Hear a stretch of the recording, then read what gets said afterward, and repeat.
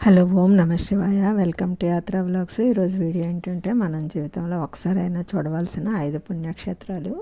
అవి రంగులు మారే శివలింగాలు అనమాట. మనం ఒకసారైనా చూడాలి.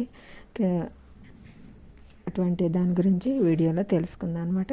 5 ముక్కలుగా పరిగిలిన శివలింగాల్లో 2 లింగాలు మాత్రమే. ప్రతి నెల అమావాస్య పౌర్ణమి నాడు రంగులు ఎలా మారుతాయి, మార్పు వెనుకున్న రహస్యం ఏమిటి, సూర్యుడి కిరణాలు ఉదయం స్వామిని, సాయంత్రం అమ్మవారిని తాకే అద్భుతం, 1100 ఏళ్ల పురాతనమైన ఆలయం ఎలా సాధ్యమైంది, గుడిని తానే కట్టుకోలేదా అని ప్రశ్నించిన నిజాం రాజుకు కళ్ళలో కనిపించే 450 ఎకరాలు దానం చేయించాడు. ఇంతకీ ఆ గుడి ఎక్కడ ఉంది, సమాధానం అన్నీ వీడియోలో చూద్దాం. తారకాసురుడు అనే రాక్షసుడు బ్రహ్మ గురించి తపస్సు చేసి తన ప్రాణం శివలింగంలో దాగుండాలి, తన ప్రాణం ఒక చిన్న బాలుడి చేతిలో పోవాలి అని వరం పొంది దేవతలను బాధించేవాడు. అతని బాధలు తట్టుకోలేక శివుడు వేడుకుంటే అప్పుడు కుమారస్వామి ముందుకు వచ్చి యుద్ధానికి బయలుదేరి యుద్ధం చేస్తే ఎన్ని బాణాలు వేసినా అతనికి ఏమీ అరగలేదు. ఎందుకంటే అతని ప్రాణం శివలింగంలో ఉంది. అప్పుడు అతని మెడలో ఉంది. కుమారస్వామి తారకాసురుని మెడపై ఉన్న లింగాన్ని ఛేదిస్తే అది 5 ముక్కలై భూమి మీద పడింది. అదే పంచారామ క్షేత్రాలు అనమాట. అవన్నీ ఆంధ్రప్రదేశ్లోనే ఉన్నాయి. వాటిది మొదటిది అమరారామ,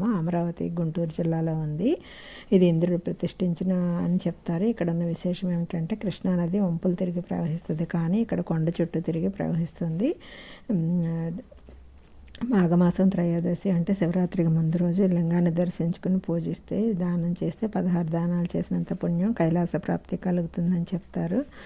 నిజాం రాజు గుడి కట్టలేదా అని అంటే శివుడికి కళ్ళలో కనిపించి 450 ఎకరాలు గుడికి విరాళంగా ఇచ్చి గుడి కట్టిస్తారనమాట. అంతటి మహిమైనది. రెండవది ద్రాక్షారామం, తూర్పుగోదావరి. శివాలయంతో పాటు విష్ణుమూర్తి ఆలయం కూడా ఉన్న గొప్ప క్షేత్రం. దక్షయజ్ఞం జరిగిందని చెప్తారు. ద్రాక్షారామం భీమేశ్వరం చెరుకు రసంతో అభిషేకం చేస్తే కోరికలు తీరుతాయని చెప్తారు. మాణిక్యాంబ అమ్మవారు ఇక్కడ వరం ఇచ్చారంట, దక్షిణ కాశీగా పిలుస్తారు. మూడవది సోమారామం, భీమవరం, పశ్చిమ గోదావరి జిల్లా. సోమేశ్వరుడుగా దర్శనమిస్తారు. రోజు నలుపు రంగులో ఉండే శివుడు అమావాస్య రోజు గోధుమ వర్ణం మారి తర్వాత పౌర్ణమికి తిరిగి యథాతిథిగి వస్తారు. ఆలయానికి సోమారామం అంటారన్నమాట. శంకరుడి తలపై అన్నపూర్ణాదేవి ఉంటుంది. నాలుగవది క్షీరారామం అంటే పాలకొల్లు, పశ్చిమ గోదావరి జిల్లా. శివుడు రామలింగేశ్వర స్వామిగా దర్శనమిస్తారు. ఉపమన్యుడు అనే చిన్న పిల్లవాడు పాలు కావాలి అని శివుడిని అడిగితే శివుడు త్రిశూలంతో పాలధారణ ఇచ్చారంట. అందుకని అది పాలకొల్లు అని అంటారనమాట.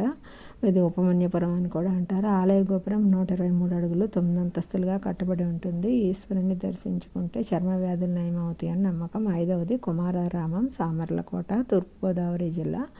శిల్ప సంపద చాలా గొప్పగా ఉంటుంది. 1100 సంవత్సరాల క్రితం నిర్మించారు. ప్రపంచంలో ఎక్కడా ఉండకుండా ఈ సూర్యకిరణాలు ఉదయం స్వామి మీద, సాయంత్రం అమ్మవారి మీద పడతాయన్నమాట. రాతి ఉయ్యాల ఊపి పిల్లల కోసం కోరుకుంటే కుమారస్వామి కళ్ళలో కనపడి దర్శనమిస్తారు అని చెప్తారు.